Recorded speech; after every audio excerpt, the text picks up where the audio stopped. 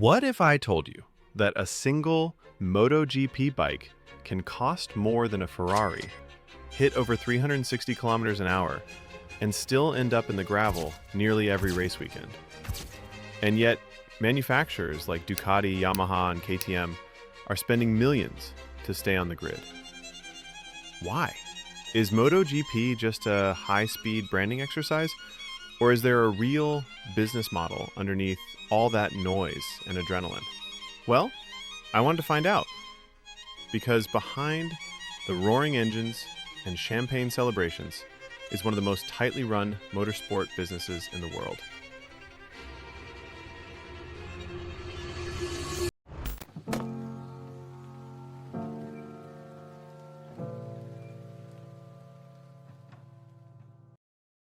MotoGP is owned by Dorna Sports, which has held the commercial rights since 1992.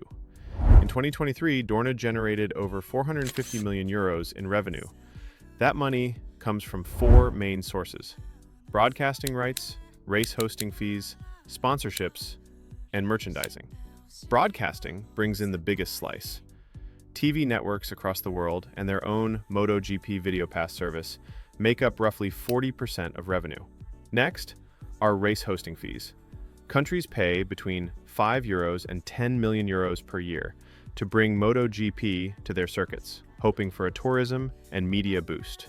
Sponsorships are another major pillar. Big brands like Monster Energy, Red Bull, and Michelin spend tens of millions to be seen trackside and on the bikes. And finally, there's merchandise, licensing, and hospitality packages like the VIP Village, where corporate networking happens over espresso and pit tours.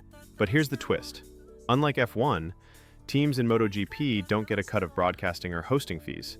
Instead, they receive fixed participation payments from Dorna, usually between 3 to 10 million euros, depending on their size and status, plus modest prize money. It's not enough to cover the full cost of competing, because running a team is expensive.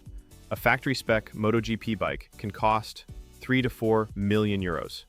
Add to that 2 bikes per rider, constant upgrades, travel to 20-plus races, hundreds of staff, and rider salaries that can reach up to 12 million euros per year for top stars like Marc Marquez or Pecco Bagnaia. Total team budgets can range from 15 to 60 million euros per season. So how do they survive? For the factory teams, MotoGP is a powerful R&D lab and global billboard. Racing success helps sell more street bikes, refine engine tech, and build brand identity. And for smaller teams, survival comes from efficient operations, strong sponsors, and strategic partnerships with the manufacturers. For Dorna, it's a profitable media empire. And for the teams, it's a mix of passion, performance, and long-term brand building. And with the rise of MotoGP's own Netflix-style docuseries, a growing international fan base, and younger audiences tuning in, the business of MotoGP is only getting faster. So, while I might not be launching my own MotoGP team anytime soon, understanding how this high-speed, high-stakes sport makes money, that makes race day even more thrilling.